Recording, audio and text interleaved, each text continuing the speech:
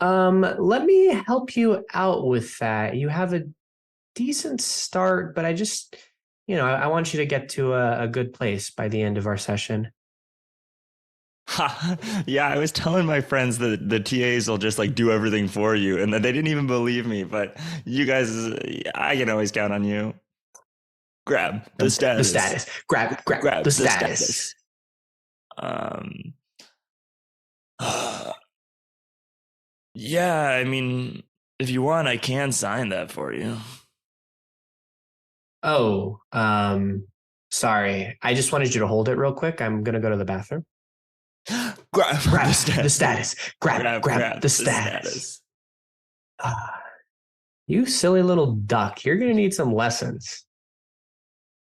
Quack quack quack quack quack quack quack quack quack quack quack quack quack quack quack quack honk honk. Grab the The status. status. Grab, Grab the status.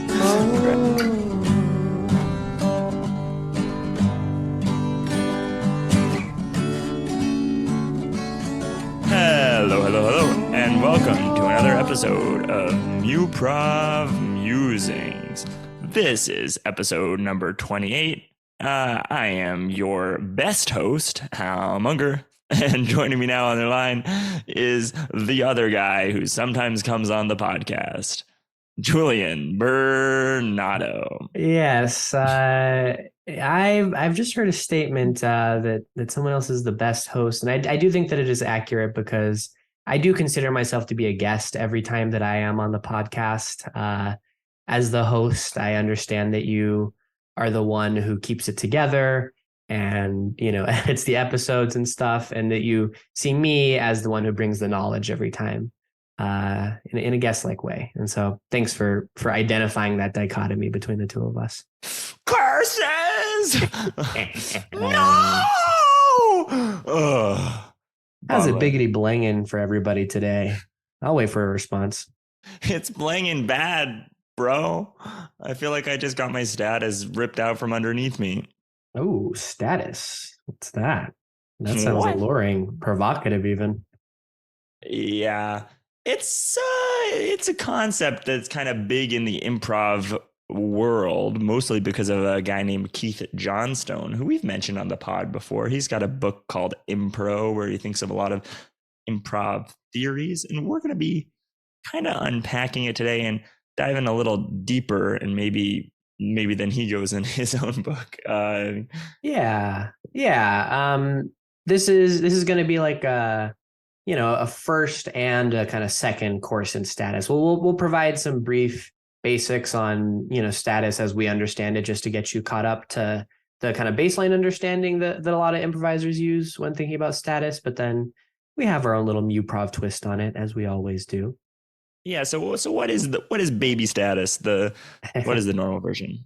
Yeah, so status, I mean, in both of the programs that we came up in, learning improv as the way we do, status is given quite a bit of attention, and status refers to, uh, mm, I guess, the dynamic between the characters on stage in terms of who maybe holds the power, or who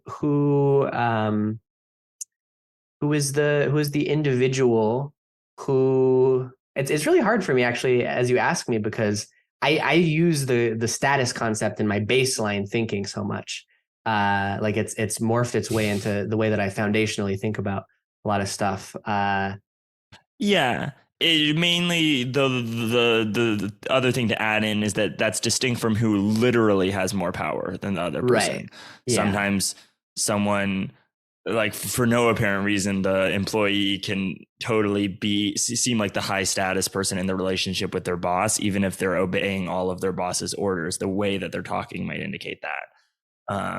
Yeah. So when you're first learning like about status and playing status, you might play these relationships that like inherently come with some status, or are like, there's a default status assumption. So you might play, CEO employee, or like teacher student, these things where as we as people experience them in our day-to-day lives, there's kind of a natural status there where like the boss has more status, and the employee or the student or whatever will bend their behavior to what is appropriate in the eyes of the quote unquote higher status individual, but the idea goes beyond just the societal status that different things confer. And the reason that like this became an improv thing that gets focused on is because the same way that like in a very good improv scene, hopefully you're trying to have some sort of big emotional shift throughout the course of the scene. Most good improv scenes, this is like a big oversimplification, but many very good improv scenes, one of the key tools that they're using is a large shift in status somewhere throughout the scene. That makes it feel like the scene is progressing, evolving, and changing. Yeah, I mean, I think that it is a even its most base formulation, a very helpful concept to just think about as like a actor or just anybody who is trying to demonstrate human relationships. One of the big ways that you could think about the facts about your relationship with a scene partner is what is the status dynamic. Mm-hmm. And one of like this plays out in real life a lot as well. One of the things that Dan Klein, who teaches at Stanford, notes is that like once you start learning about status, it's everywhere, and you realize that even if you're not doing it on purpose, and you have to take the Batman oath not to use improv for evil, but when you walk into a room and you're late, you intentionally lower your status and you hunch over your shoulders and you kind of try to make yourself smaller and almost as a sort of apology thing. And if you're trying to get something out of a conversation, you might intentionally lower your status or raise your status. And if you're a teacher, you especially sometimes raise and lower your status intentionally or subconsciously to try to get your students to react in different ways. So it's a big. Yeah. And I totally agree with what Dan Klein says of like, you'll never like unsee it once you start learning about it. One of the most fun ways that I like to think about it is just in base like social situations where there is no inherent status, trying to piece together like, this person is kind of carrying the status in the friend group, or in any situation like that, you'll often see people who don't have any inherent differentiation on like position or anything, having very clearly defined status roles. Mm-hmm. Yeah, but what we're aiming to do today is kind of to dive deeper into than just the sort of surface level. Obviously, than just the surface level, who is more powerful in the world. But one thing that has always irked me about status is the way in which people attribute physical positions to different statuses and the way that those positions can sometimes be gendered. Yeah. Like the first learning of status that I feel like I was encountered was like, if you want higher status, like straighten up, lower your voice, uncross your legs, and just basically make yourself more like you're pretending to be a male character. If you want lower status, like raise your voice and cross your legs and make your body a little smaller. And maybe, I mean, then it gets out of the gender things into like adding like a little maybe stutter or like seeming nervous or you touching your face. And those things are less gendered. But there's this fundamental overlap between status and gender that comes from some things in like it's hard to balance is this a problem with the world, whereas is this a problem with the way we're approaching this concept, and which of those chicken and egg came first? I think it is quite hard in that like some of these things that are taught are just reflective of how status relationships play out in the real world. But I do think, and I think that what's helpful about what we're going to talk about here is it can be confusing and mislead people if they only hear that like first pass at status without getting a understanding of what status means that is abstracted from any particular behavior. Because people will often in a first pass on status learn these are high status behaviors or actions, and these are low status behaviors or actions. And I think that one of the things that we're trying to push is there are honestly no actions that are inherently high or low status, while some are often high or low status. Higher or actions that are typically ascribed to either of these could be higher or lower status, depending on the context. Yeah. I also just think it's a little dangerous to, if you're trying to learn this concept of status, beyond just thinking it's inaccurate, to be like, Yeah. well, I'm going to learn to identify these motions that are more associated with women as low stat. Like, I think that's just not something you want to internalize in your in yourself, even if there is some of it potentially internalized in some of your audience members or yourself. And yeah, I think once you dive a little deeper into what it actually means, you quickly realize that there are plenty of people who take on a lot of those physical mannerisms of having legs crossed, or, you know, making the body slightly smaller, or having a higher pitched voice, that are clearly in the high status, and that there are many people who have the opposite and are clearly in the low status. So I don't even think it's an accurate shortcut. And I think it kind of is, yeah, it's making use of something that I don't like to make use of anyway. So I feel like starting without that is actually a good way to learn status, of like, throw all that out. How can I take and exchange status from any physicality? Yeah. I think that this is probably the harder way to learn status like this. But I do think that it is more beneficial for all the reasons that you said. Yeah. But it is kind of interesting how gender inequality interacts with status as well. Just the real world and people's perception of status. Yeah, I mean, I think that status is inherently intertwined with like a power concept, and that obviously is just played out and instantiated in the world and in improv in these layered ways where it's very intertwined with gender and whatnot. But to get into what kind of status is actually about, rather than just these physical mannerisms that you can take up, one great way to understand that is to start trying to intentionally manipulate your or the other person's status in a scene. Go into a scene with the outcome of, I want to have the high status in the scene. Can I do that intentionally? I want to have the low status. And you can also put challenges on yourself. Like, I want to have the high status, but I want to be hunched over. I want to have the high status, but I want to, have a sort of nervous stutter while I speak. Can I hold both of those things? Yeah. I think what you'll also find if you do that is that the more of those indicators that you put on that don't fit your status, if you can keep the status in the scene, your status becomes even more unimpeachable. Like, if you're a high status person who's doing all of these low status mannerisms, low status in quotation marks there, you become like the highest status person. And if you're a low status person who's like trying to do all these high status seeming things, like, that is the lowest status thing that you can do.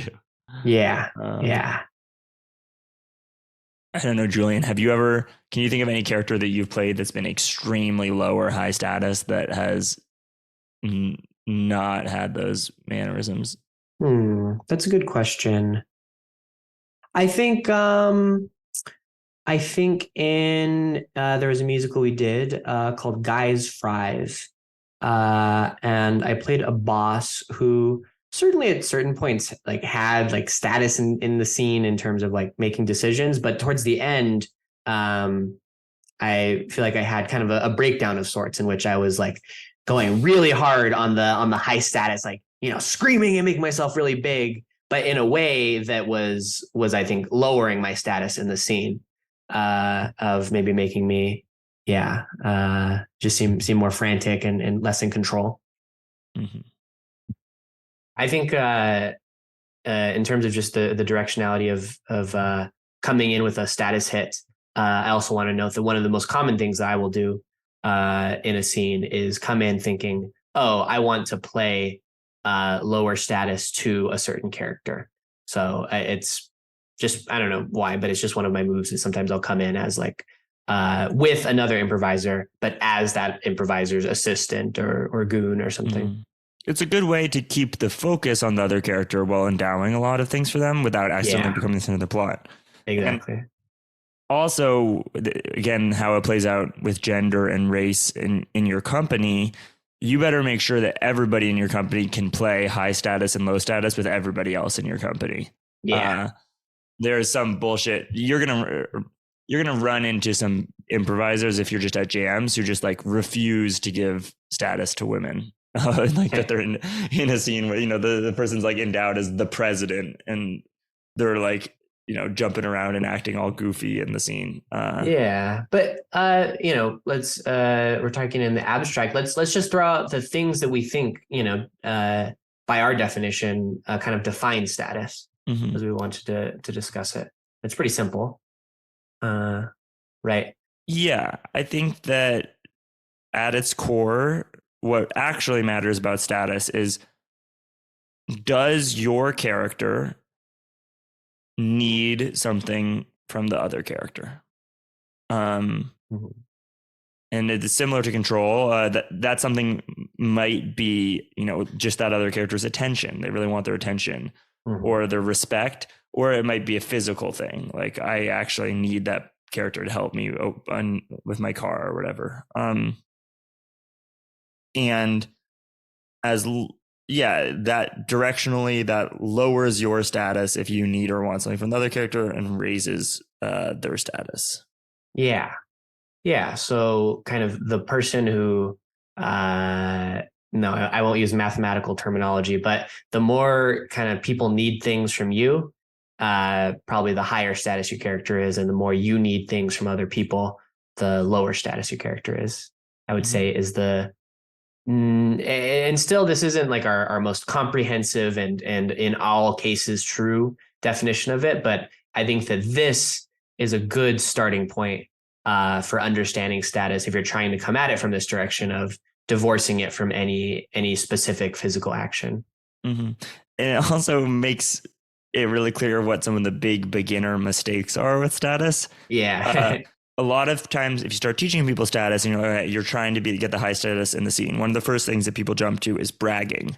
Uh, Yeah. they suddenly are like, "Oh, my character has tons of money and friends, and they're famous, and all this other stuff that they think will increase their status." But Yeah. actually, what it does is it broadcasts to the audience and their stage partner that they really, really, really care about what the stage partner thinks of them. Yeah. And it doesn't matter how low in the world their stage partner is. That person, has seized the low status and by bragging about all the stuff that's going on. Yeah, yeah. So, uh, while high status is often correlated with things, like having more, or stuff like that in the real world, you can't force it in that way of just saying, "Oh, I have more, I have this, I have this." At least in that bragging sense, and gain the status. You're actually losing the status. Mm-hmm. What about in reverse of bragging? Yeah, the other key, I think, beginner mistake would be just lobbing insults at your scene partner. Uh, People think that that is lowering their scene partner's status. That it is, as I say this, it is just that is kind of the go-to. I'm just thinking back to multiple times I was a TA for our like introductory improv course, and that is immediately what people go to when playing this thing of trying to lower their scene partner status. Uh, is yeah, just insulting them. And when you insult someone, I mean, I would imagine that maybe there are times where insulting could lower their status. But often the way of insulting just makes it feel that the character who's doing the insulting like cares a lot about how they are perceived either by others or by the character that they're insulting, and that like need to be perceived in a certain way is lowering of their status. Mm-hmm. Yeah. So don't make those mistakes. But when you also hear us saying make mistakes, the underlying concept here is this idea of doing things where the improvisers themselves are dueling and the characters may or may not be, which is a delightful mode of improvisation that gets underutilized. I think I would love to see more competitive improv.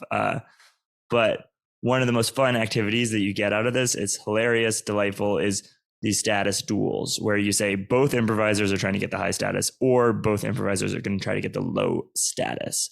Yeah. Um, and as you might be able to guess, if you've done this before, this can really quickly break down. Yeah. If I can get the high status by not needing anything from you, both of us can just stonewall each other and completely ignore the other player. Yeah. And then you're just, that's not a scene. uh, so there's a concept, Julian, do you remember like invisible tug of war? Yes. Yes. Do you want to explain how that works and what kind of improv concept is taught from that?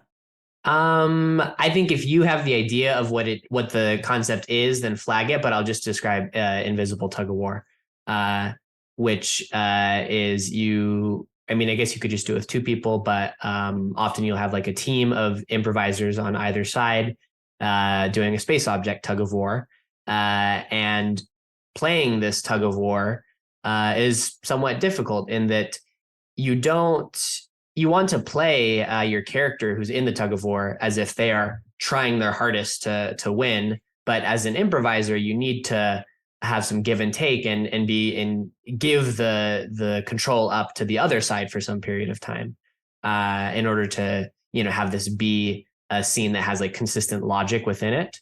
And so that I think that it involves a lot of like eye contact and trying to get on the same wavelength as the people on both the same and opposite side to know when you're taking and when you're giving. Mm-hmm. But you can also play invisible tug of war as a literal game where you get two people and you say, whoever wins the invisible tug of war wins.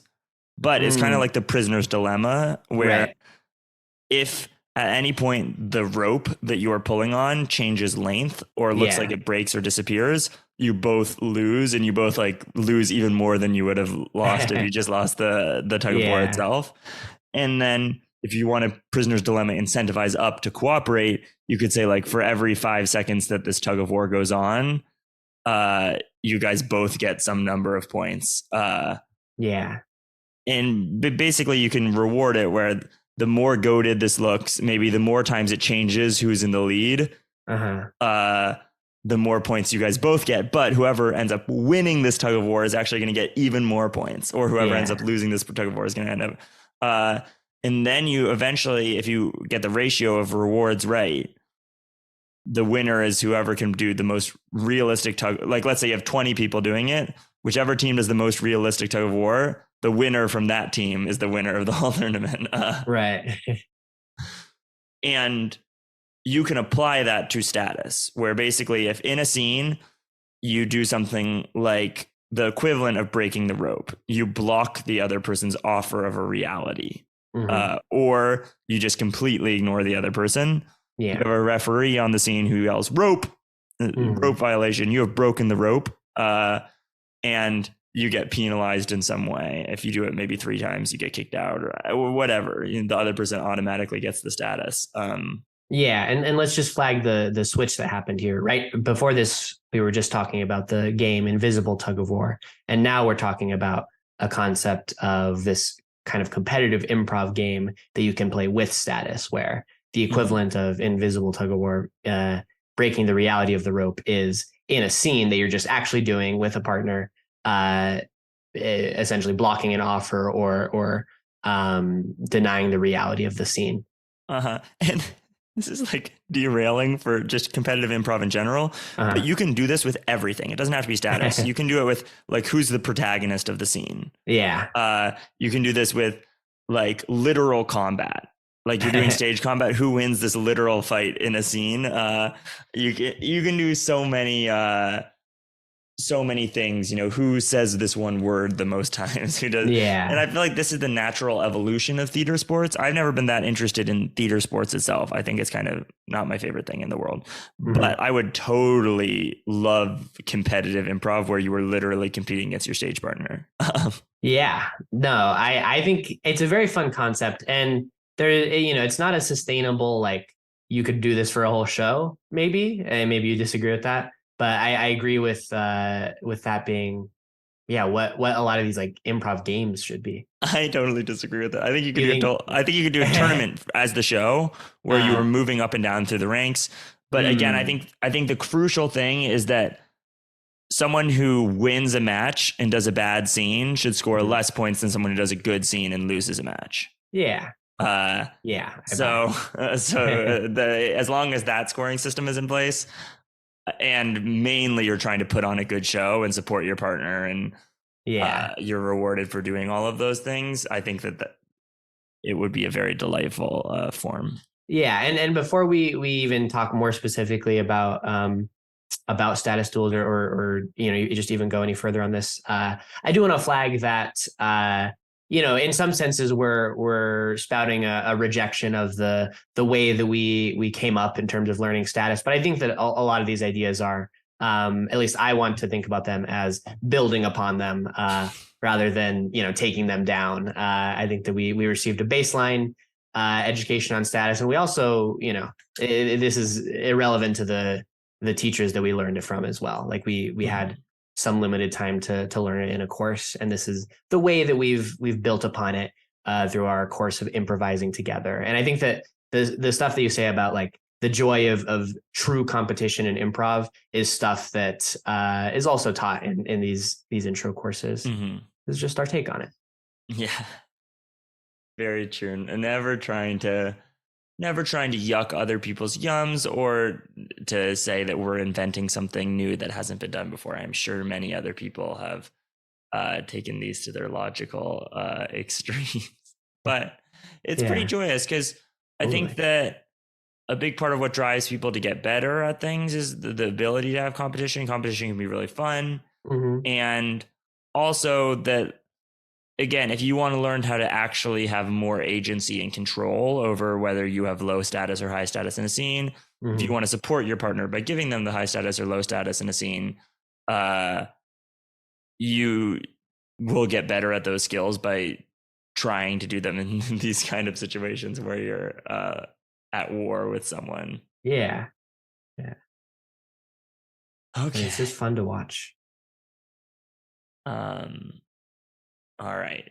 So the other one little thing is that the other technique that can sometimes be banned depending on whether you allow it besides the stone wall is the filibuster, which is it depends. Some people allow it, but you know you're battling for low status, let's say, and you play a low status character who talks the entire time and they're stuttering over themselves and the other person literally cannot speak. Yeah, it's funny. I just want to flag this because I think the status is such a rich concept. To flag the asymmetry or the anti-symmetry rather between these things. So the stonewall, the band technique for achieving high status, is total non-reaction on both sides, and it's a non-scene because nobody is talking and nothing is happening, and that's how you're attaining the high status. There's this anti-symmetry where the band low status concept is the filibuster, where you're filling all of this space with nonsense as a low status character, and because you're trying to take the low status, and but it's not a scene because you're rambling on. Uh, Oh, wait, and then this is the other, like, if you want to actually get good at status duels, which yeah. you might not, but it's fun to do. There are two ways of scoring them. One is who has the aimed at status for the most seconds during a scene, Mhm. and the other one is who has the aimed at status at the end of the scene. And Yeah. if you have it at the end of the scene, one of the best ways to get the low status in a scene is you grab the high status at the beginning of the scene. You're fighting for the Yeah. low status. The opponent's like, oh, I'm winning. Yeah. They kind of relax. You have total control over the scene. You can suddenly endow something that shatters your status. And because the Yeah. other person was in the low status, they can't really respond to that. And they end up just getting Totally. KO'd. So that's another favorite thing. To continue the metaphor, and I don't know who this will land for, but I think that this I think about what you just said very similarly to like a jujitsu concept where when you're trying to do a submission, you always want to be on your back. You're the one who's on your back, but then you know when you go for the submission, that's when you pull your guard and you get into position. So yeah, you can get on your back status wise to put you in position for the big kill, which Yeah, is this is yeah. why this would be the best sport if people made firm rules and had good judges. Like it's a mix, but like of judging, dance and judging wrestling or whatever. Yeah, and let me rephrase that. This is why this is going to be the best sport when we do this and we make this a league. Uh, Status league. Status league. Yeah. Imagine if you show up at a jam and instead of like a jam, it's just a tournament. Mm-hmm. That would be awesome, in my opinion. Yeah. So I think the last thing we're going to do after talking about the status is start to demonstrate it. But Julian and I ourselves are going to do some status duels. It's obviously harder to status duel over audio than it is when you have the full range of physicality, but hopefully that allows us to play even more so. Yeah, sure. And let me meta contextually lower my status and say I think I've done one status duel, and Hal is the originator of the status duel concept. No. People teach status duels in classes all the time. Okay, I think that I am the main person I know who enjoys competing with people, and I know a lot of people who do this in a casual way. I don't know another person who's like, yes. Yeah. So, well, Hal's crazy about status duels. Let me ask a question though. I think there's some more questions that I have about the concept of like a rope violation, and so maybe we can talk about that before we get in. Which is sometimes you give an offer to your partner, and your partner hears that offer, and they can say something that logically fits within what you said, but was kind of clearly not your offer. And sometimes that is a very wonderful and interesting thing, especially when it happens organically. Of one person had one understanding, and the other person's kind of natural understanding was different, and now we're in a slightly different reality. But there was never any like changing of the hits or blocking. How do you feel about a situation like that where an offer is given, but it's received in a way that's logically consistent, but clearly kind of a block of what the offer itself was? I think it's a gray area that's cut up to the ref. I think that there are certain ways that you can do that where it's delightful, especially the more that you accept what the other person said, but then recontextualize it, the more delightful I think it is. Yeah. I think that everyone could improve by having a rope violation person calling them on their normal scenes, because I see lots of normal improvisers who block the reality of what the other person's laying down. I think once you got really good at this status duel concept, you would start increasing the rope violations. So maybe it's like, okay, that accepted. That was an emotional rope violation where they did something genuinely very scary, and you didn't emotionally react to it, and you didn't justify why you weren't emotionally reacting to it. Like it's one thing if you're like, oh, I'm not scared because I'm wearing my pants of protection or whatever. But it's another thing if you're just like, I'm not scared because this is an improv scene. Yeah. And it even goes deeper, right? Because you could say, I'm not scared because I'm wearing my pants of protection. And maybe that would fit into some scenes, but maybe this scene up till now has been like a grounded, like family drama style scene. And then it's like, well, okay, the pants of protection wouldn't exist in this world. So there's many levels of gray to it that I think it's interesting. And the way that you described it is the most compelling to me of, as you start increasing your muscles, adding on the weight of what constitutes a rope violation. And I think the other thing that you can do is, again, if you're trying to score the overall scene and determine a winner, each of those things could lower the score of the overall scene. But let's try doing some scenes and just see how we feel about it. Let's get a random word generator. Random word. Got it. All right. The word is gate. Well, I'm afraid that I cannot let anybody pass through this gate who does not have an official sealed order from the Queen. Please, kind sir, I'm just a traveler from a far-off nation. Won't you give me the respect of your nation by allowing me to show your citizens the beautiful things that we have in Andalusia? You have my utmost respect.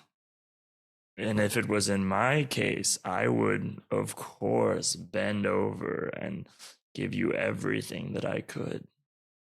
But, though it pains me to say this, and it sometimes breaks my heart, I cannot let you through the gate. Oh, I understand what it is like to work a job like your own, subject to the rules of the nation, pained to not be able to let others in. Trust me, I hold none of this against you. I understand that you're simply following the orders of your superior. I imagine that maybe if I come back around at some other time, perhaps a more free-spirited guard will allow me in. Well, that would be the case if I was worse at my job.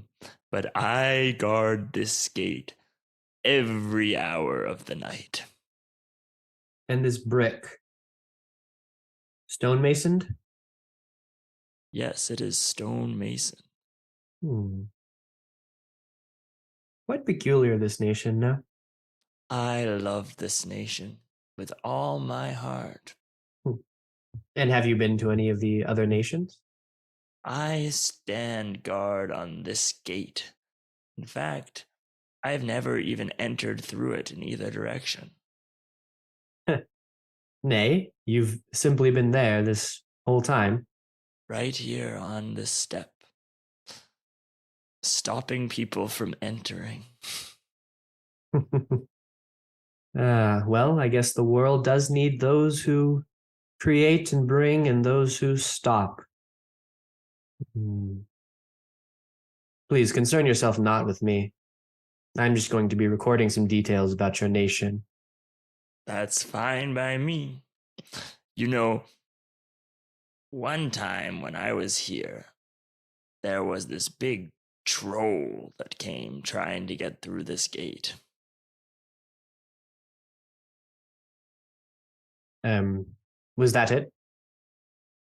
Well, you see, he busted it right open, blew past me. Hmm. Oh, and are you referring to a Western troll or a long-eared Hagoopian troll?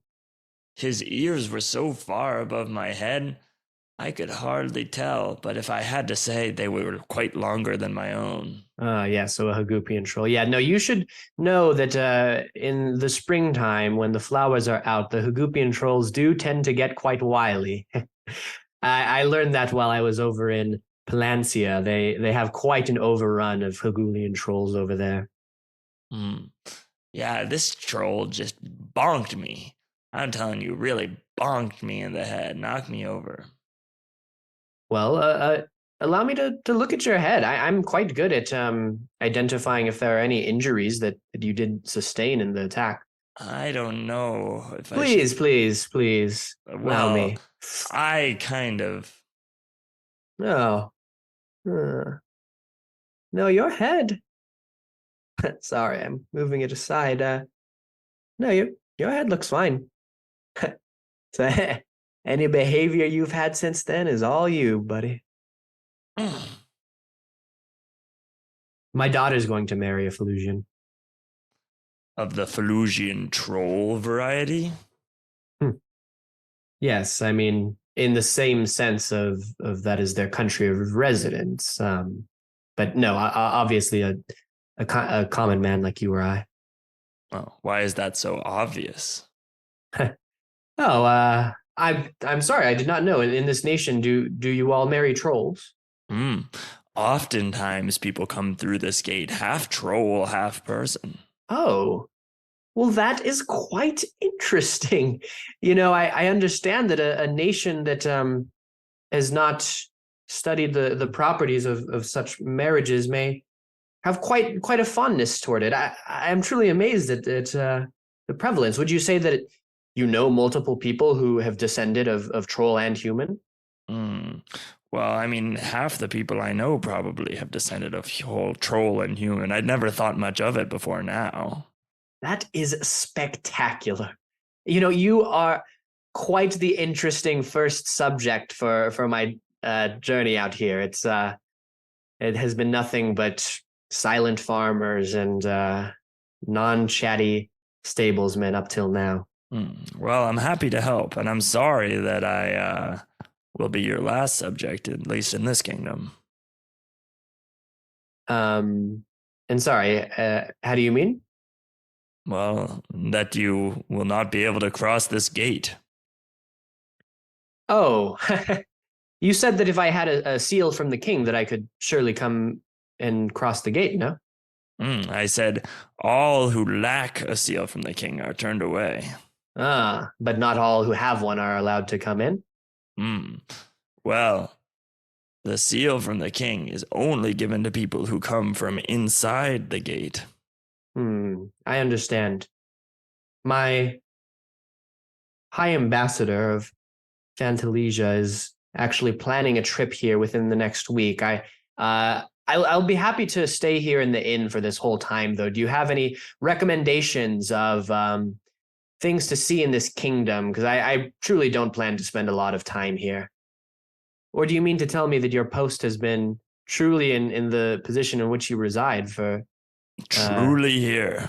Sometimes I walk to the inn, mm, and sometimes I resume my post. you know, I really do appreciate all that you've bestowed upon me today, and I appreciate the kind voice that is open for discussion. As I said, I've been turned away by many that I've talked to so far, and so let me give you this. If you ever decide to take up any different post, or if you're ever granted a sick day by your own postman, then please just send me a letter at this address. I would be happy to show you around to a different place. I think that everybody should be bestowed with the beautiful gifts of faraway nations. I thank you for your offer, but I must of course decline. You think I have to stay here? Oh, I thought I remember you saying that it pains you to do so, to not to have to abide by certain strictures. Is staying here not one of those strictures that you abide by? It would pain me more to do anything else. I mean, lots of people come to this gate offering me all sorts of bribes or whatnot. If I wanted to, I could do whatever I liked. But Ah, really, there's nothing that brings me more pleasure than just standing here blocking people's way. well, I do think the world needs more simple men like yourself. And scene. See, So I definitely lost that one by like a large margin yeah, for most of the scene. There were a couple yeah, moments where I had it, but yeah. I think, yeah, I agree with that assessment. Did we have any kind of rope violations or things that teetered? I think we were more on the on the end of maybe stonewalling a little bit. yes. Um, I think that I made some dumb plays early on. Like, yeah, and endowing yourself as blocking the other person from getting something they want is it puts you in a tough improviser situation. right. And endowing things like a king seal, like just stupid moves from, and endowing yourself as a bit like it just obviously lowers status in some ways. I was not Yeah. doing a great status duel there, but funnily enough, the one moment where I think I claimed the high status Mhm. was when I mentioned that people in my land married trolls, Mm-hmm. and you suddenly were like, "Oh, I want to know about this." Yeah. You tried to save that, but you definitely lost it for a second. Yeah, totally. And certainly I think that your bam at the end of laughing hard at my offer hit much harder than the final line that I gave of like, oh, simple people or whatever. Mhm. Um, Trying to yeah. salvage.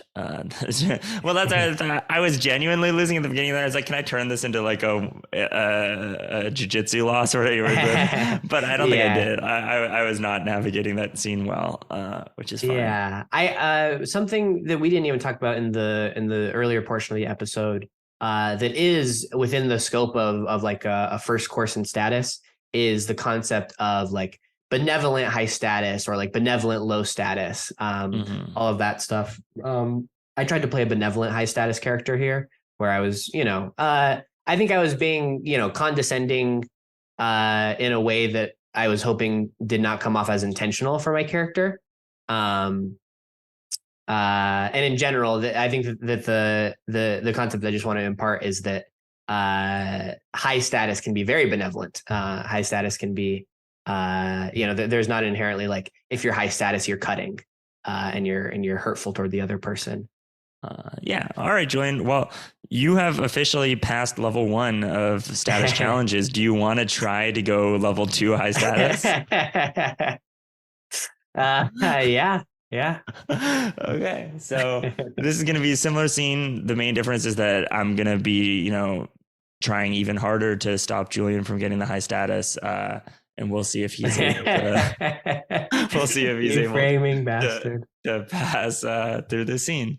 Yeah. So we're both going for high still? Yeah, I think we're still both going for high. Just the difference is that this time it might be a little harder for Julian. Here, I'll get the random word. I'll get the random. It's arena. Sure. I mean, that's what came up. Oh.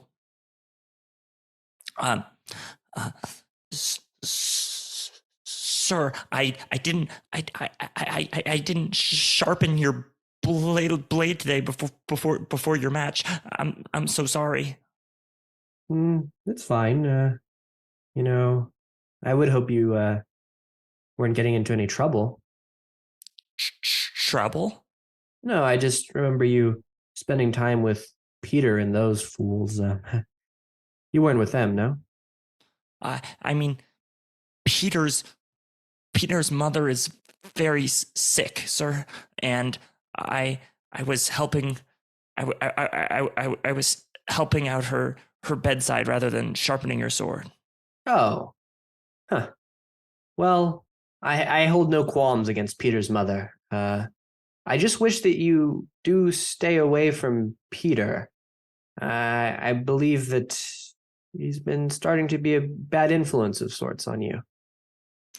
Well, sir, much of the time that I spend with Peter involves me taking care of Peter's sick mother and his dying cat and his apple orchard. Oh, Jesus. Peter is pulling the sick cat nonsense on you? Where is Peter?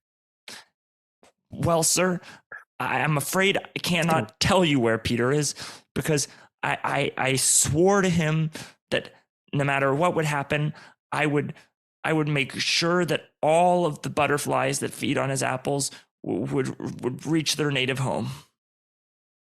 Nimbus, I love you.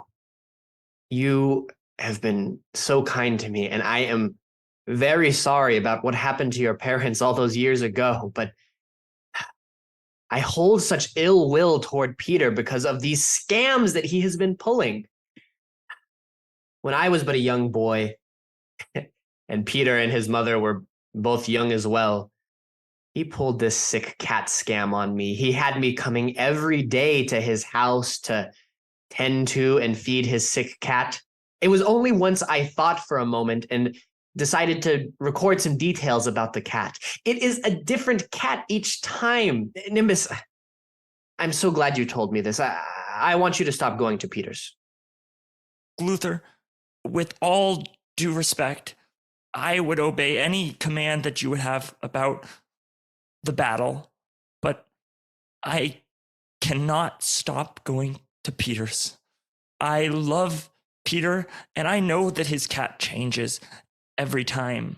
That, as Peter has explained to me, is his cat's sickness, and it is what holds me to him. I understand. I never want to give you an order outside of our battles and the arena.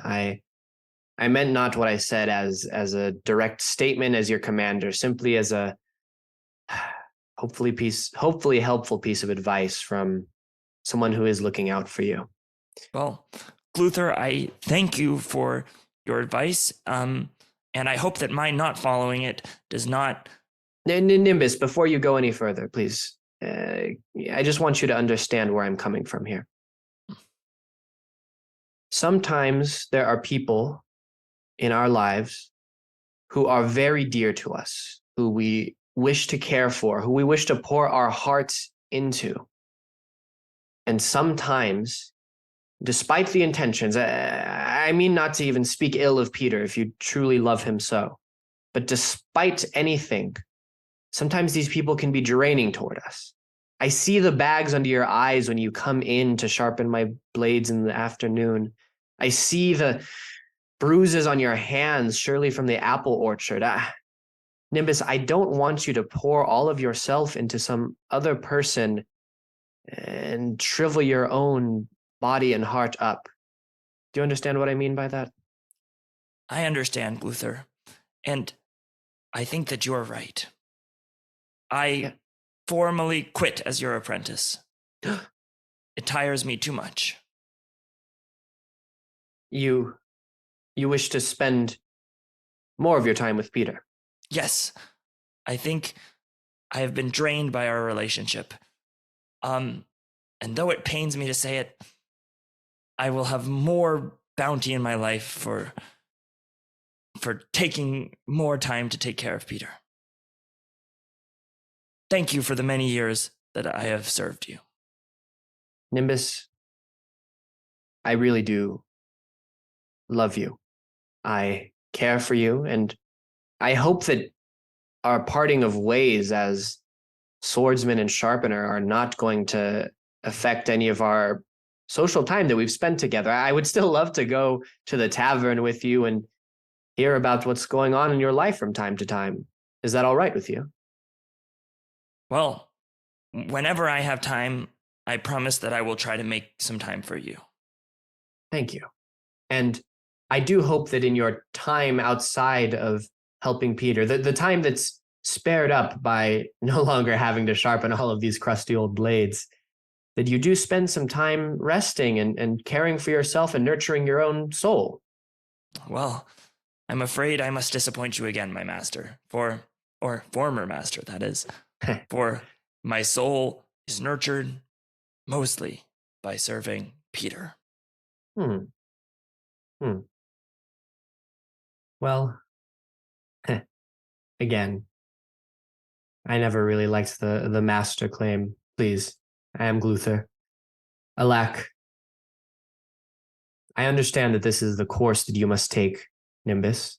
And just as I was a young boy traveling down the trail, learning my own ways in this world, I understand that this is a path that you have to walk alone. Oh, I'm sorry to interrupt you, but I just got a message from a hawk. Oh, I can see it flying overhead. I must be off. okay. And Nimbus, I understand you have to leave immediately. Before you leave, allow me, as a parting gift for all those years of service that you've done to me. Thank you very much, sir. I think that it will serve Peter quite well to have your sword, but I really must be off. Goodbye, Nimbus. Farewell. Yeah, I mean, you jujitsu. Yeah, it's a fun. I mean, obviously, you came in so hot with that concept from the first moment. I was one. I think your big that blew my mind was quitting, but after what I told you. That was totally me self KOing, but obviously you had to artfully navigate that and pull that out. That was a wonderful move on your part. Yeah, well, because you hadn't specified who was the person. Yeah. Well, that was all the Shakespeare practice that we've been doing recently. Yeah. All right. So, do you want to try level 3? Try to break through level 3? I'm just kidding. I genuinely lost the first scene. If anyone is keeping score at home, Yeah. I don't want to make Julian look too bad. You. Should we go for low before the time? Yeah, let's go for low. Let's go for low. Spends too much. Cave. Oh, welcome, traveler. Yeah, please take a seat at my campfire. Oh, all right. If um, I just I've been told not to talk to strangers. Oh, golly on that. Just take a seat. I'm gonna get you some water. I imagine if you're this deep into the terrestrial system that you haven't had water in a bit. Uh, oh, okay. I guess I'll have some water. Yes, here. What's your name, kind traveler? My name is Pierre. I see the armband. Are you? Oh, I thought you wouldn't see that. Oh, No, no, no. It's no issue to me. I just was wondering why someone from your nation is here in the cave. I know it sits at the border. uh, I I have a love in a distant land. Oh, the old pass through the cave and meet up. You're speaking like you know something about that. I've spent a lot of time in this cave. I have seen my fair share of lovers who would be hunted down by their nations come through.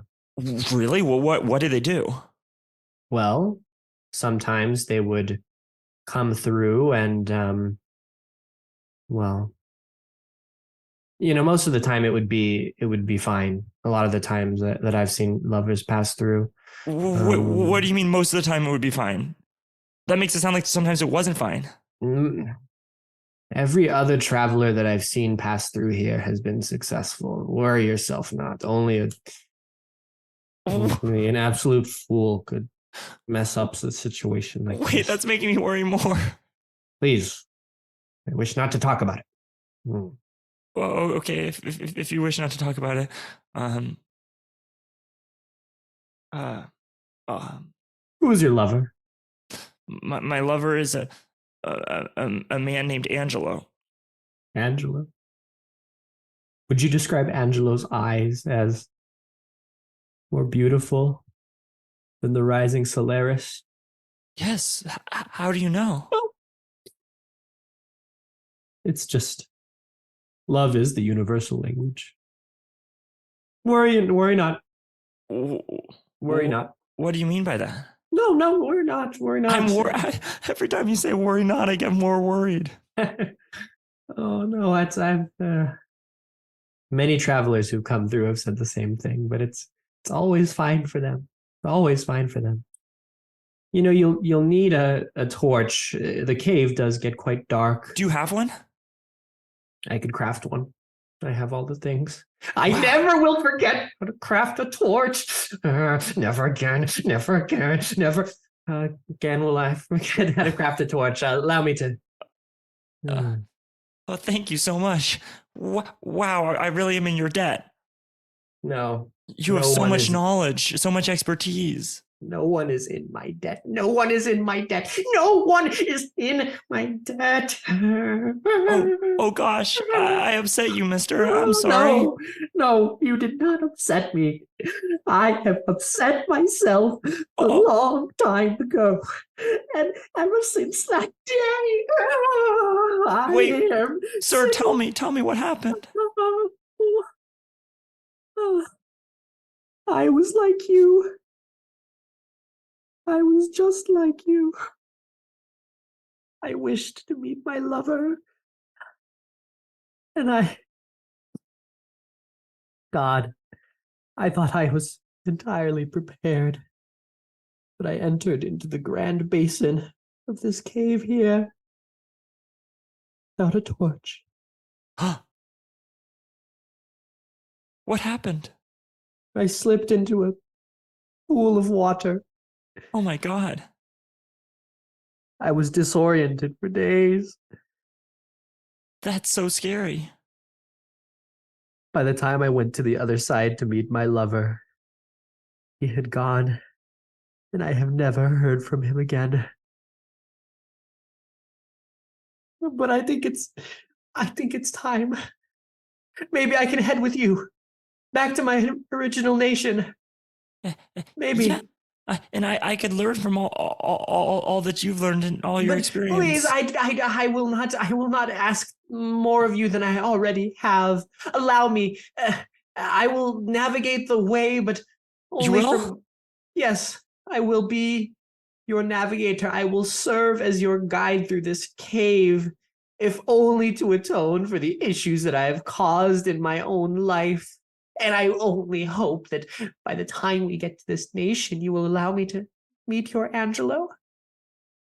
Oh, gosh, I'd let you do whatever you want if you can get me through this cave. Would you Oh, allow me to love your Angelo? uh, um, uh, uh, I, uh, uh, um, Would you allow me to I take your don't, place? uh, uh, uh, uh, Oh, um, I, I really love my Angelo. oh, the I, armband. Oh, surely you've been communicating by letter. Oh, oh, I imagine this Angelo has nary an idea of what you look like. you're scaring me, sir. Oh, be not scared, be not scared. Lead me, lead me, lead me. Lead me Uh, with your Angelo, please, fine, please. I'll lead you. Just leave me alone. No, no. This way, this way, this way. Ah! I'm sorry. Yeah, yeah, yeah, yeah.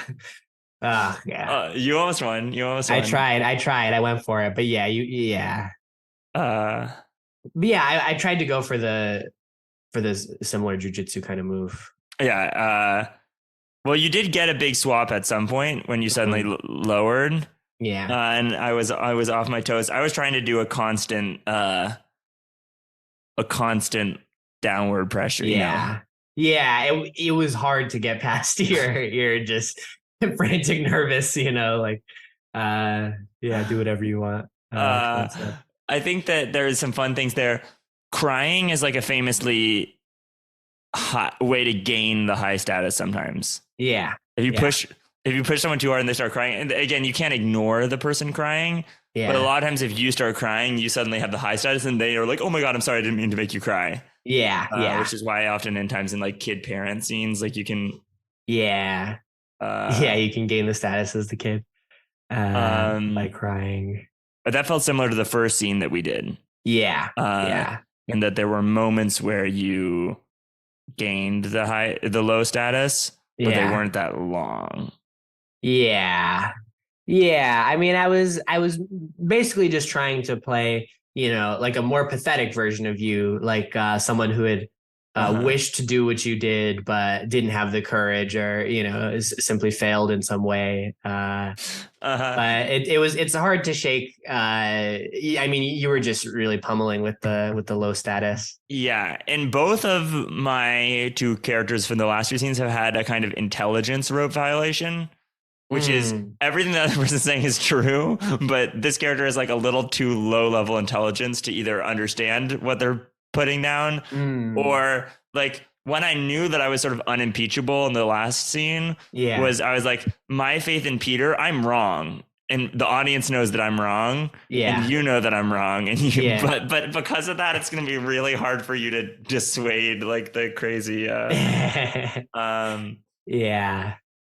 what moves could you have made In this to last scene. yeah. Yeah, it was hard because as like I think I wasn't operating in the full uh status dual sense of I'm thinking, oh, if that's my hit of I want your lover, character wise, your character, like if this were like a larger show, needs to like, oh, be like, no, I will like fight for my lover and I will Mhm. keep you away. But within the status duel, no, you can just be, weak willed and continue down the way that you have.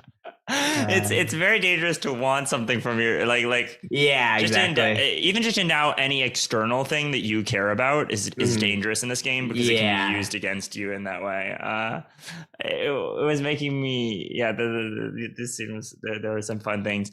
I think these scenes have been quite delightful, and I think that this is a way to kind of generate scenes that have some dynamic. Because so Mhm. many times when you're watching improv, and sometimes when you're doing improv, you're in a scene or watching a scene where there's just no dynamic. Like they're just kind of saying things at each other, and there's no underlying like interest or movement or anything. But calling these status duel scenes is a really fun way to imbue it with a strong dynamic. But this was a super fun episode. I think that this is, since status is one of those ubiquitous things that will come up in any show you do, any scene you do, and dare I say every scene you do. I think that thinking about these concepts and all the things that we've talked about is going to be super fruitful for your listener. Yeah, I didn't get to do my Snorlax slam, the grand grab high status and then smash, like grab high status, use your high status to have full control over everything that happens in the scene. The status. Yeah. Well, if you want to see the Snorlax slam, you better fund us when we start the status league. All right. Then this has been Muprov Musings. So my sign off is relevant to competitive improv, and then I've entered my my anime improv journey of the People's Improv Theater has an improv tournament with 32 teams. And it's not like theater sports. It's like you are going head to head with another improv team and one of you wins. And it's called Improv March Madness. And I did not register on time for this. But someone dropped out at the last second. And that's so anime. I managed to like scramble in, and no one from my Shakespeare group could do it except for one other person. So we entered as a duo prov team. We're called Thorn and Petal Stick, which is a play on A Rose by Any Other Name. And we show up at this tournament. And so how it works is there are 4 teams there, and you only play one other team, and whichever other team wins, you're going to play next week. Yeah. So I've seen our next opponents. And it's so anime. Like each team had their own vibe, but our next week's opponents is also a duo prov team.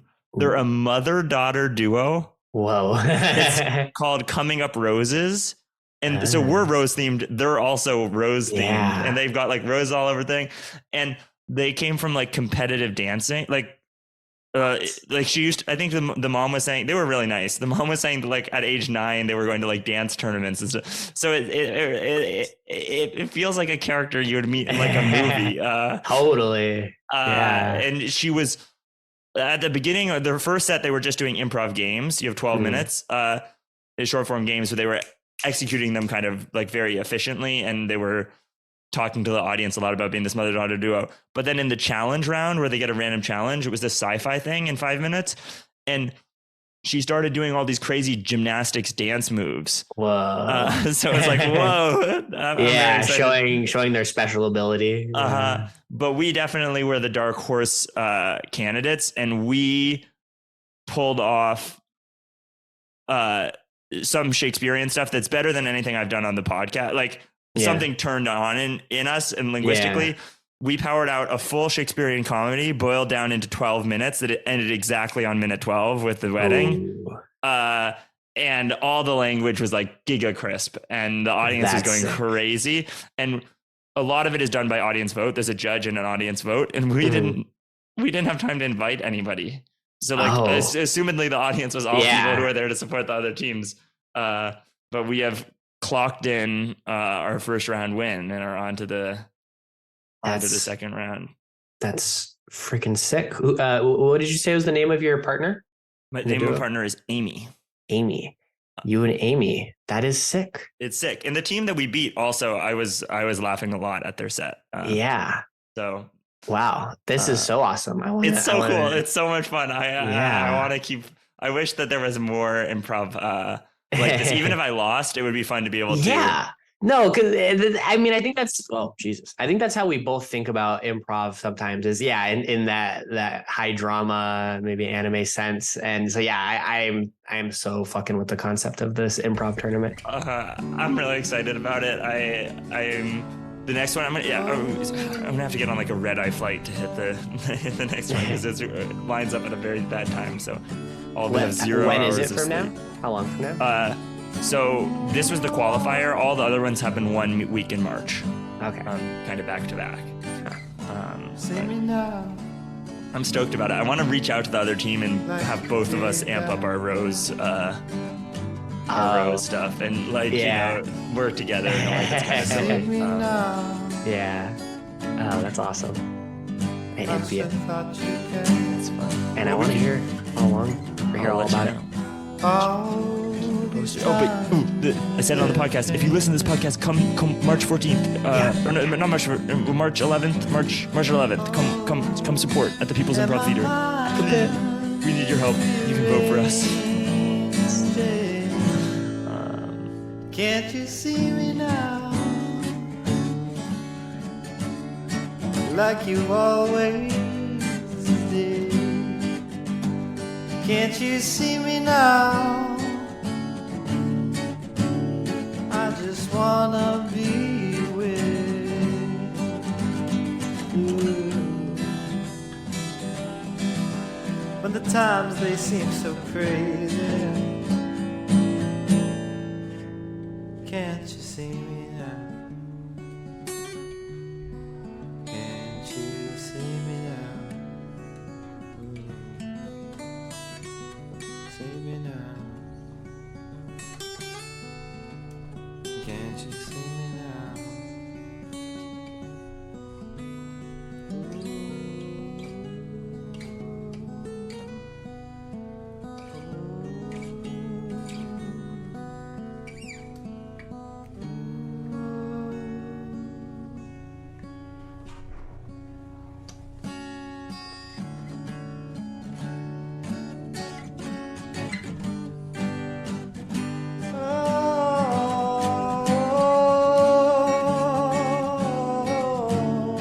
Oh, can't you see me now?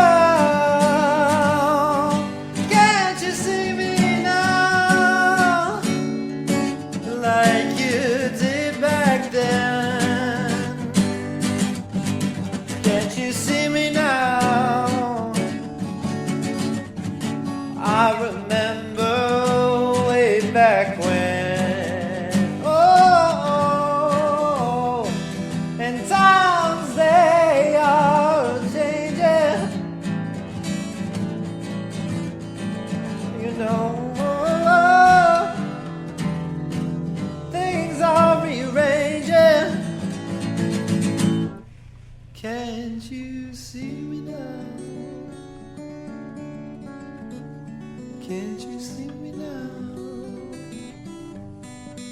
Everything is changing. Can't you see me now? Can't you see me now?